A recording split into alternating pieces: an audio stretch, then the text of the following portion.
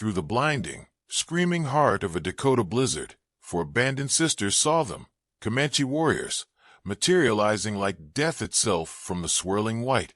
Mary, the eldest, clutched her feverish youngest sister, Annie, her own heart a knot of pure, cold terror. This was the end their father had always preached, the brutal reckoning on these unforgiving plains. Their parents were days overdue, swallowed by the storm, hope buried deeper than any snowdrift. But as the grim-faced warriors drew near, their feathered lances stark against the gray, their first action wasn't the expected savagery. It was a shocking move, a gesture so unexpected it would unravel a dangerous deception and forge an alliance no one, least of all the terrified girls bracing for death, could ever have foreseen. Before the endless snow and the gnawing fear, life on the Carlson homestead had been a testament to toil and simple faith. Thomas and Martha Carlson, their parents, were carved from the resilient heartwood of the frontier, their small cabin a pocket of warmth in a vast, untamed land. Mary, barely a woman at 18, carried the weight of early responsibility with a quiet grace that masked a fiercely observant nature. She missed little, her mind always sifting, assessing. She'd learned to read the unspoken anxieties in her father's eyes, the subtle tightening of her mother's jaw that signaled worries too heavy for words. Sarah, just 2 years younger, possessed a sharper edge, her wit quick and her gaze piercing. She was the practical one, her hands never idle, her mind quick to find solutions or flaws. Emily, the dreamer of the family, filled her days with quiet imaginings, her innocence a fragile bloom in the harsh landscape. And then there was little Annie, barely 6, a spark of pure sunshine whose laughter, now silenced by sickness, had been the melody of their home. Thomas Carlson, a good man devoted to his family, lived under the shadow of a deep-seated dread, the Comanche. His fireside tales, meant as warnings, painted pictures of relentless warriors, of raids that left only sorrow. He would often say, his hand resting near his rifle, that they understood only strength, that one must never show weakness, never trust an Indian. These words were burned into Mary's memory, a constant thrum of unease, whenever her gaze drifted towards the distant, hazy hills that marked Comanche territory. Martha, her spirit gentler, often tried to temper his harsh pronouncements, speaking softly of shared lands and the possibility of understanding. Yet, even her quiet optimism had seemed to dim in the weeks before their departure for Redemption Gulch. A new name, Blackwood, had begun to circulate. A speculator with a voracious appetite for land, his methods whispered to be ruthless. Thomas and Martha had ridden out to secure their deed, to protect their small claim from such encroaching greed, and to gather vital winter supplies. A palpable tension had filled the cabin before they left, an unspoken feeling that this journey was more than a routine trip. It felt heavy with consequence. Thomas and Martha Carlson had mounted their horses as dawn painted the sky, the animal's breath pluming in the crisp air. Thomas had placed a hand on Mary's shoulder, telling her she was in charge, to keep her sisters safe, promising their return in 2 days, 3 at most. Martha had embraced each girl, her eyes lingering on Annie, whispering for them to be good, a strained smile not quite reaching her eyes. Then they were gone, 2 figures dwindling over the rise, leaving an unnerving silence in their wake. The first day of their absence crawled by, filled with chores and Mary's forced attempts at cheerfulness. The second dawned under a sky the color of a fresh bruise. By midday, the wind began to keen, carrying the first stinging flakes of snow. Mary felt a cold knot of anxiety tighten in her stomach, her father's tales of sudden, deadly blizzards echoing in her mind. Night fell, and they had not returned. The snow was a relentless curtain now. The third day brought only the blizzard, a raging white beast that clawed at the cabin, rattling the door, shrieking through every chink in the logs. The world outside dissolved into a suffocating, swirling whiteness. Mary struggled to keep the fire alive, but an unnatural cold seeped into the small room. Annie began to cough, a harsh, dry sound that chilled Mary to the bone. Sarah, her face grim, took stock of their meager provisions, her quiet report that it wouldn't last long hanging heavy in the air.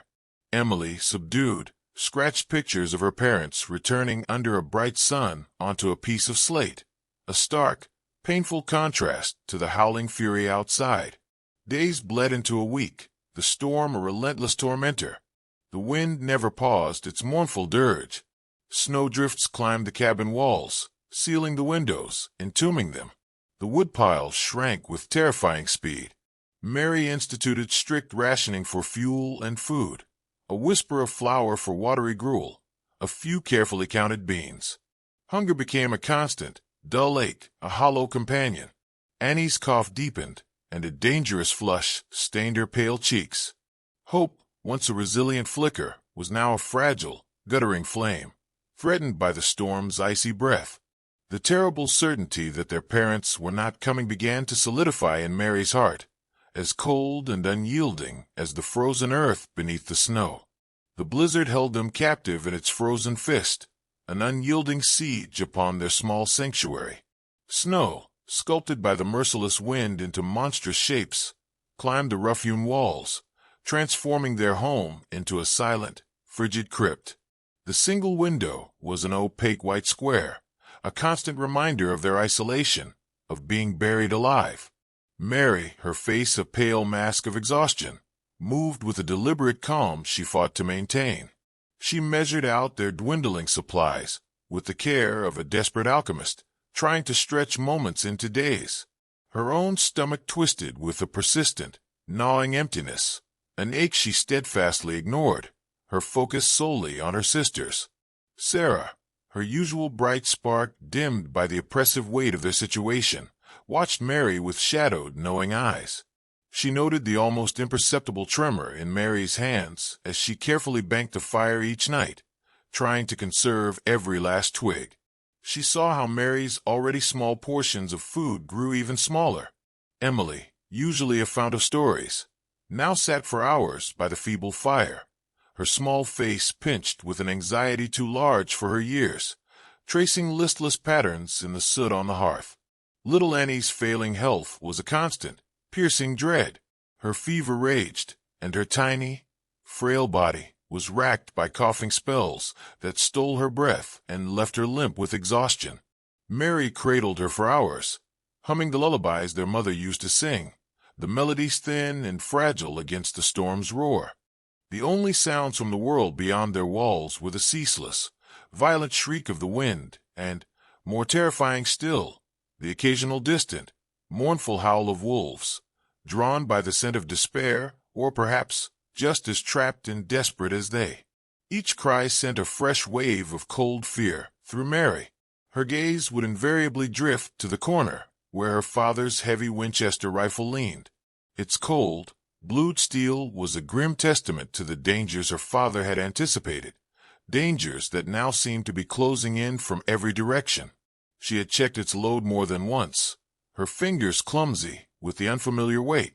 The thought of actually needing to use it a profound, sickening terror. In the long, suffocating hours of darkness, when the wind sounded like the wails of lost souls, her father's chilling tales of the Comanche returned with renewed force. Images of fierce, painted warriors sweeping across the plains, leaving only destruction, preyed on her mind. Mary fought to banish them, but they flickered in the shadowy corners of the cabin, feeding on their growing fear. Every creak of the straining timbers, every particularly savage gust against the door, morphed into the imagined thud of approaching hoofbeats, the whisper of a feathered headdress just beyond the walls. The isolation was a crushing weight, pressing down, suffocating what little courage remained. They were utterly, terrifyingly alone, adrift in a world that had become a frozen, white hell.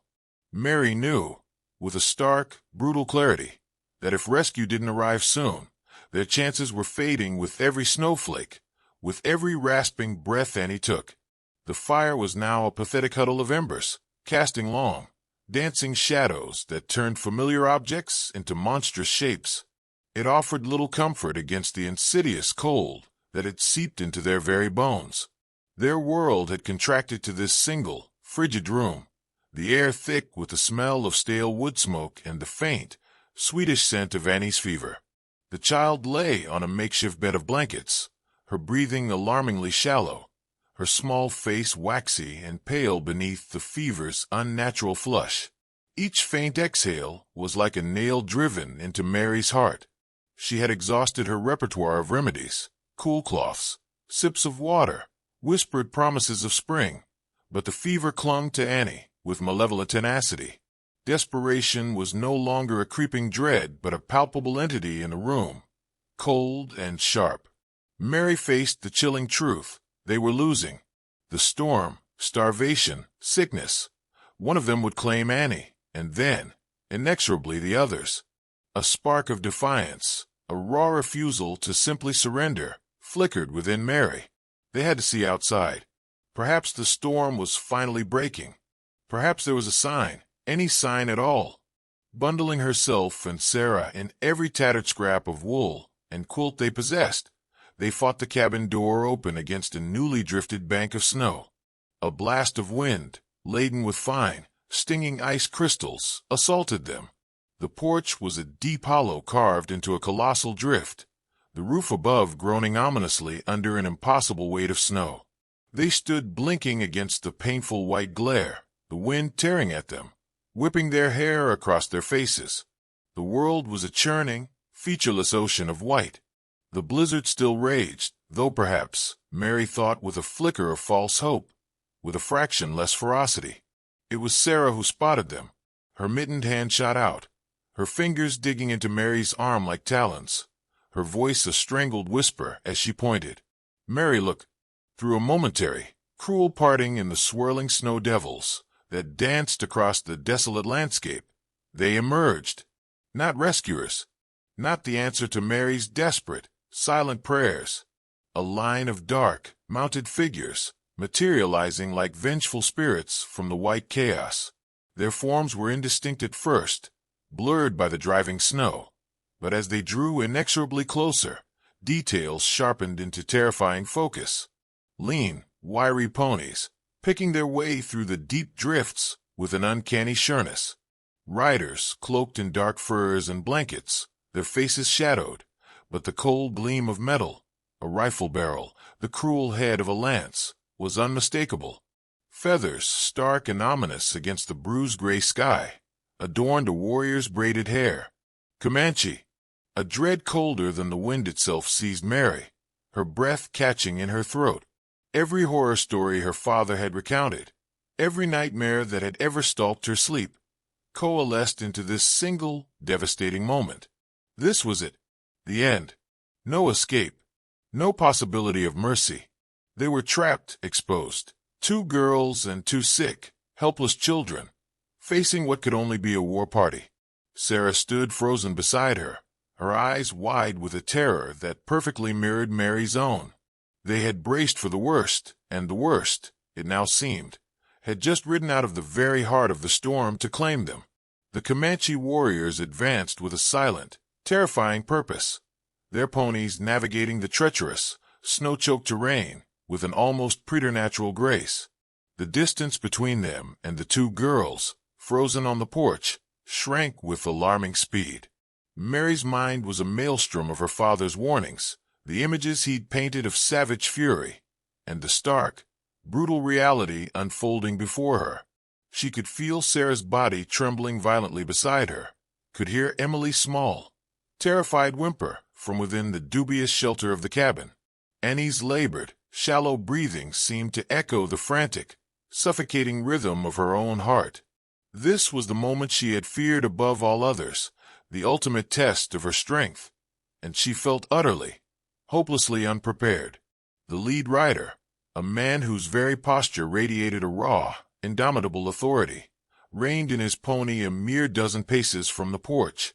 His face, weathered by countless seasons into a mask of stoic endurance, was framed by long, dark braids.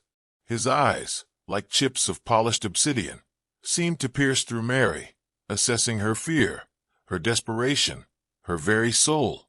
He wore no visible war paint, yet his profound stillness, The sheer intensity of his presence was more intimidating than any blood-curdling war cry. This was Kills Two Moons, a name that would later etch itself into their lives with a wholly different meaning. But in that moment, he was simply the grim embodiment of their deepest, most primal fears. No arrow was knocked to a bowstring. No rifle was raised in open threat. The warriors arrayed behind him sat their ponies with a similar, unnerving, watchful stillness. The silence, broken only by the mournful sigh of the wind through the eaves and Annie's faint, distant cough, stretched taut, almost to the breaking point. Mary braced herself, expecting a harsh command, a brutal gesture, the swift, violent beginning of the end. Instead, Kills Two Moons dismounted, his movements fluid, economical, and deliberate. He spared the terrified girls on the porch no more than a fleeting, dismissive glance. His gaze, intense and focused, swept over the snow-choked landscape, towards the faint, almost obliterated track leading in the direction of Redemption Gulch, the path her parents had taken into oblivion. He stood there for a long, charged moment, a figure carved from the very granite of the plains, his expression utterly unreadable. Then he turned back, his dark, piercing eyes fixing directly on Mary.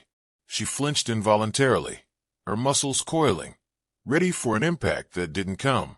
He reached slowly, with no sudden movement, into a worn leather pouch at his belt. Mary's heart hammered against her ribs, a wild bird trapped in a cage. Was this it? A knife? A weapon to seal their fate? Instead, his strong, weathered fingers emerged holding a small, intricately carved wooden bird, its painted wings faded and chipped, but instantly, heartbreakingly, recognizable. Mary gasped, a choked sound, her hand flying to her mouth to stifle a sob. It was her mother's. Martha Carlson had carried that little bird, a keepsake from her own mother, for as long as Mary could remember. It was a symbol of home, of love, of everything precious they had lost. Kills Two Moons held it out, not as a macabre trophy, but as something else entirely. He began to speak, his voice low and guttural, a cadence unfamiliar and unsettling. He used a mixture of Comanche words, a few clipped, broken English phrases, and a series of expressive, unambiguous hand gestures. He pointed towards the carved bird clutched in his hand, then gestured decisively towards the trail her parents had taken. He made a clear motion depicting a wagon, then a swift, violent gesture of attack, of ambush. His hand swept wide to indicate the attackers, but then he shook his head with sharp emphasis, tapping his own chest, and then sweeping his hand towards his impassive warriors. Not Comanche, he stated, the two English words falling like stones into the silence. He then pointed to the snow-covered ground, mimicking the shape of large, heavy boot prints, clearly distinct from the softer outline of the moccasins his own people wore. "White man," he declared, his gaze locked on Mary, his expression conveying a grim, unshakable certainty. The Comanches hadn't been hunting the sisters. They had found the wreckage of her parents' wagon days before and had been meticulously tracking the men responsible, white men, whose tracks led away from the scene of the brutal ambush, not west towards Comanche territory, but east, towards the settlements. The world under Mary's feet seemed to tilt and shimmer. The enemy she had been conditioned to fear, the savage specter of her nightmares, was not the enemy at all. The revelation hung in the frigid, biting air, stunning Mary into a disbelieving silence. The small wooden bird, her mother's cherished talisman, now held in the calloused hand of this stoic Comanche warrior, was irrefutable, heartbreaking proof. Her parents hadn't been lost to the unforgiving storm, nor had they fallen victim to a Comanche raid as her father had so often and vividly warned. They had been attacked, ambushed, by white men, perhaps even by the very men they were riding to meet, or at least, men from that settled world. Kills Two Moons continued his stark narrative, his words and gestures painting a grim, undeniable picture. His warriors had discovered the ransacked wagon, the provisions stolen, the horses driven off. There were clear signs of a brief, desperate struggle. And the tracks, the unmistakable tracks of shod horses and heavy, hobnailed boots, leading not west into the open, windswept plains, but east, back towards the so-called civilization of the settlements, towards Redemption Gulch. Kills Two Moons then spoke a name, or rather, a description that Mary, her mind racing, pieced together with chilling clarity. He described a white chief in the town, one who desired all the land, who paid bad men to scare honest settlers, to drive them from their claims. He made a forceful gesture of pushing, of clearing out. His people, the Nermurna, the true people, as they called themselves, had also suffered greatly from this unseen man's insatiable greed. Their traditional hunting grounds were being systematically encroached upon, their sacred sites desecrated. The men who had attacked her parents, Mary realized with a sickening lurch, were not just random outlaws. They were almost certainly hired enforcers, ruthless thugs carrying out the orders of this grasping power in Redemption Gulch. The name Blackwood, unspoken by the Comanche but screaming in Mary's mind, fit the terrifying description perfectly. A strange, almost surreal sense of calm began to settle over Mary, displacing the raw terror. The immediate, visceral fear of the Comanches had been supplanted by a cold, burgeoning anger and a desperate, dawning sliver of hope. These warriors, these men she had been taught to see as inhuman savages, were not her enemies. They were something else entirely. Potential allies? The thought was staggering, almost blasphemous, yet it resonated with a strange logic. Kills Two Moons looked towards the snow-drifted cabin, his gaze lingering on the thin, pathetic wisp of smoke rising from the chimney. He saw their desperate plight, their isolation, their vulnerability. He then made a gesture towards his warriors, then towards the distant, snow-shrouded horizon, offering them shelter, food. His winter camp, he indicated with signs, was not far, perhaps a day's hard ride if they could manage it through the deep, clinging snow. Mary looked at Sarah, whose face was a canvas of shock, disbelief, and a slowly dawning, reluctant understanding. She thought of Emily, huddled terrified inside, and of Annie, her fragile life dimming with each shallow, rasping breath. To trust these men, these Comanches her father had so vehemently reviled, went against every ingrained instinct, every fiber of her upbringing. But what other choice did they truly have? To remain here meant certain, slow death from cold, starvation, and sickness. To go with them, it was a terrifying leap into the vast unknown, a dangerous, desperate gamble, but it was also, perhaps, their only flicker of a chance. Not just for survival, but for answers, for justice for her parents. Mary swallowed hard, her throat dry. "My little sister," she managed, her voice hoarse, pointing a trembling finger towards the cabin. "She is very sick." Kills Two Moons nodded slowly, his stern expression softening almost imperceptibly. Or perhaps it was just a trick of the shifting light. He spoke briefly to one of his warriors, a younger man, who dismounted and approached the cabin, not with overt aggression, but with a cautious, observant curiosity. Mary's heart leaped into her throat, but she held her ground, her gaze locked on the warrior. He peered inside for a moment, then stepped back, speaking rapidly in his own tongue to his leader. Kills Two Moons listened, then considered for a moment. He then indicated, with a gesture of gathering and healing, that they would help. They possessed herbs, traditional medicines. The decision, when it finally came from Mary, was swift, born not of logic but of a fierce, primal instinct, a mother lion's unyielding ferocity to protect her young. "We will go with you," she declared, her voice surprisingly firm as she met Kills Two Moons' direct, unwavering gaze. An uneasy, unspoken alliance was forged in that moment, in the howling heart of a relentless blizzard, between four abandoned, desperate sisters and a band of stoic Comanche warriors, united by the shadow of a common, ruthless enemy and a universal, desperate human need for survival and justice. What happened next would irrevocably change not only their own fates, but the destiny of Redemption Gulch itself. The journey to the Comanche winter camp was an ordeal of endurance. Kills 2 Moons and his warriors, despite their intimidating appearance, handled Annie with surprising gentleness. The sick child was carefully bundled in furs and carried tenderly by one of the younger, stronger men. They quickly fashioned a rough travois from poles and hides for Emily, who was too weak from hunger and exposure to walk far. Mary and Sarah, their initial soul-crushing fear slowly yielding to a weary, grim determination, trudged through the deep, treacherous snow, supported by the stoic, silent presence of the warriors. The Comanches moved through the blizzard-ravaged landscape with an efficiency that awed Mary. They knew the land intimately, understood the capricious moods of the storm, and navigated its dangers with an almost animalistic instinct.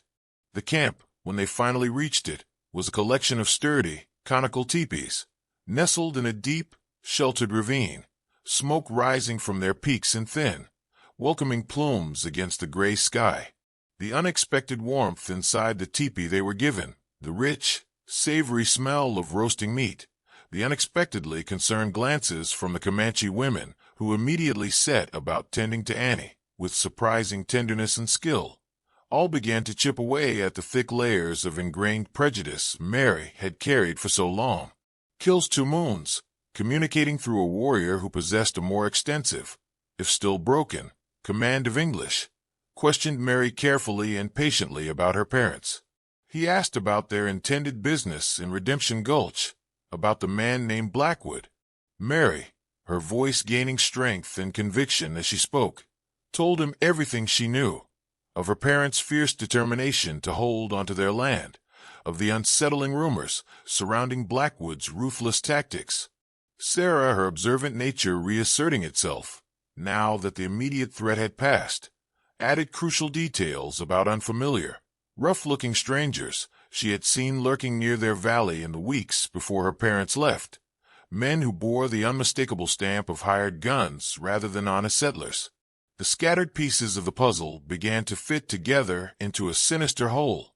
Blackwood, it became clear, was systematically attempting to drive everyone, settlers through intimidation and violence, Comanches by disrupting their ancient way of life, off the valuable land he coveted.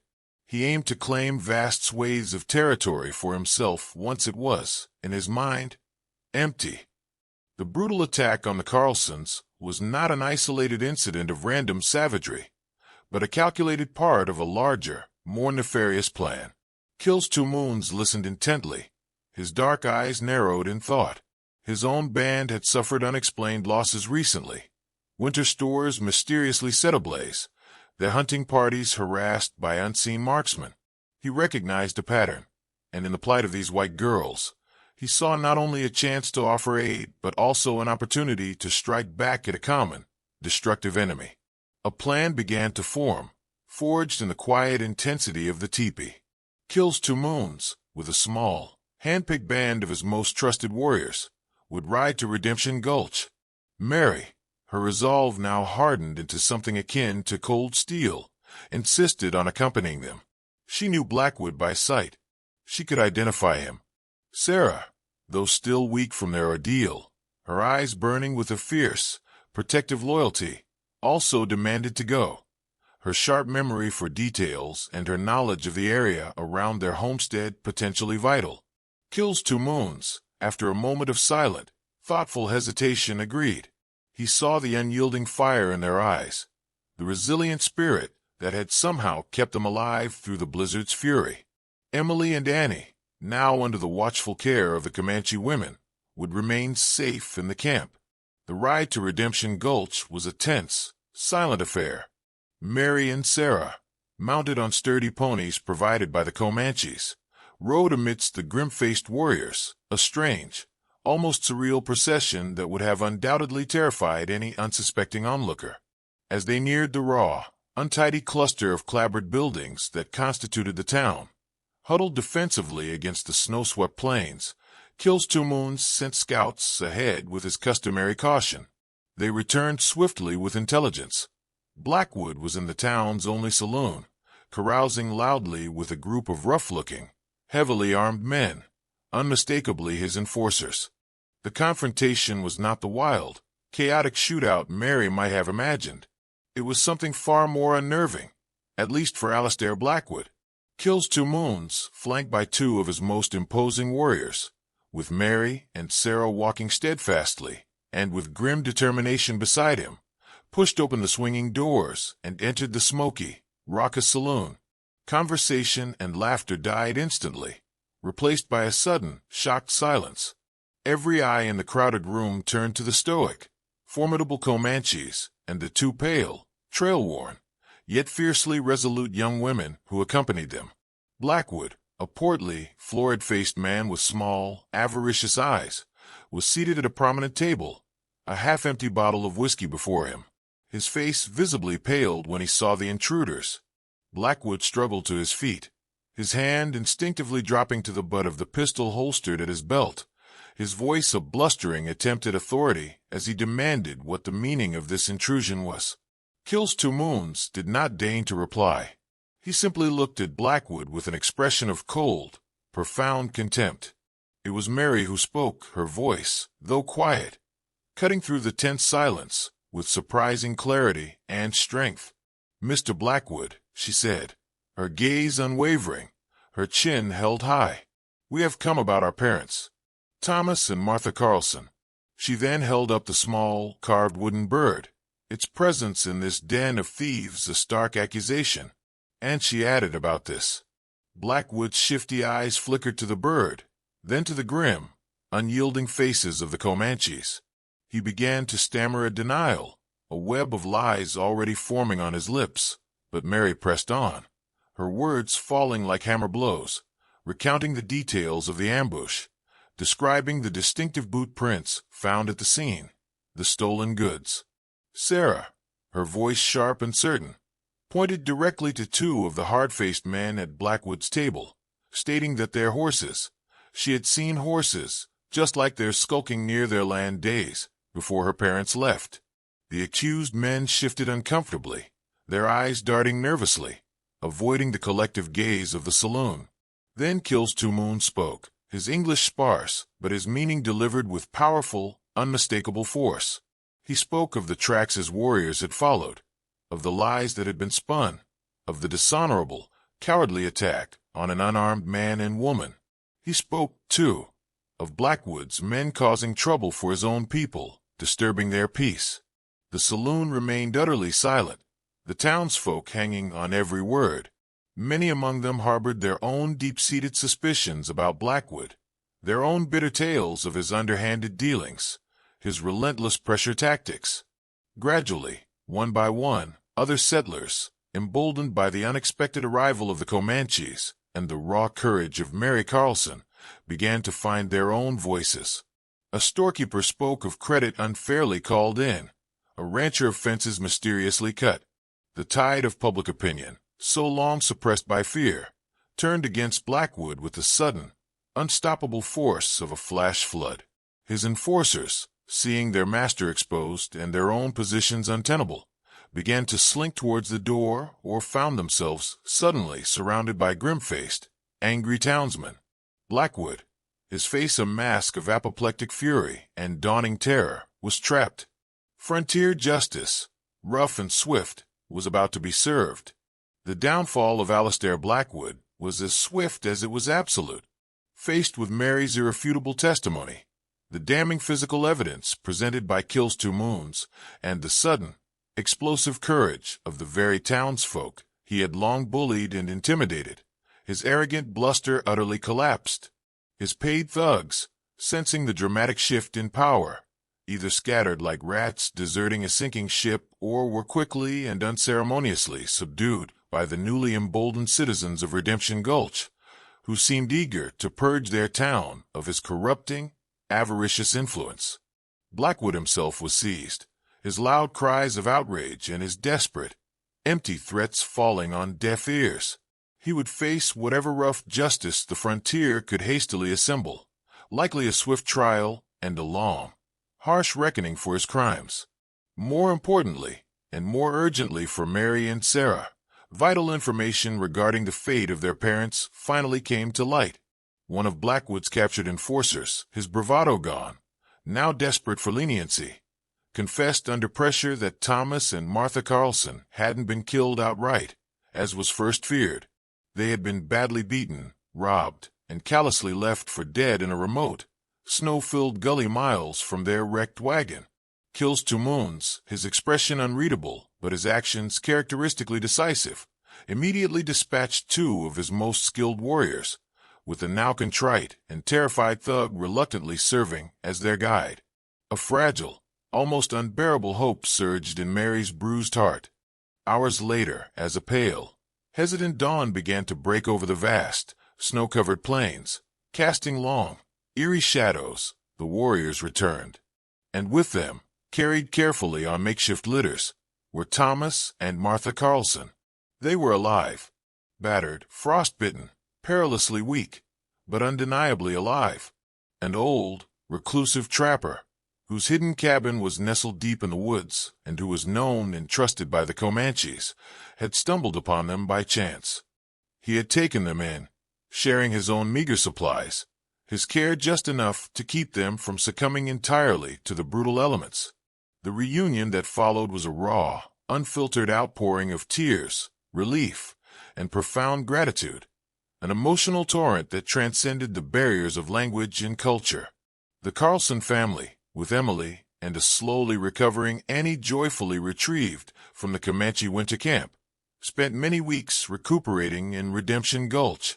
They were aided by townsfolk now eager to make amends for their earlier fear-induced passivity, offering food, shelter, and genuine kindness. Blackwood's elaborate schemes of land theft were entirely unraveled, his fraudulently obtained claims declared null and void. The Carlsons' deed to their small, fertile valley was officially, and this time undisputed under Sir L.Y., registered with the territorial authorities. Kills 2 Moons and his warriors did not linger in the white man's town.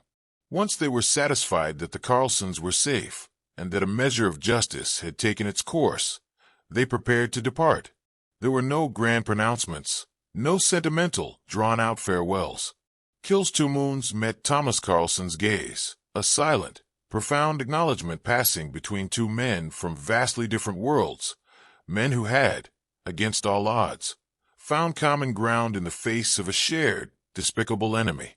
He then looked at Mary, and for a fleeting instant, a flicker of something akin to deep respect, perhaps even admiration, softened his stern, dark eyes.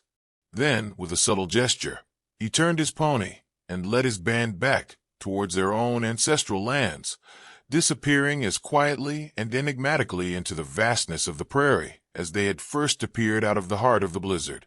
The Carlson sisters were forever changed by their ordeal. They had faced the raw, brutal, indifferent heart of the frontier and had not only survived, but had emerged stronger. Their survival was a testament not just to their own courage and resilience, but to an unexpected alliance forged in the crucible of a storm, with those they had been meticulously taught to fear and revile.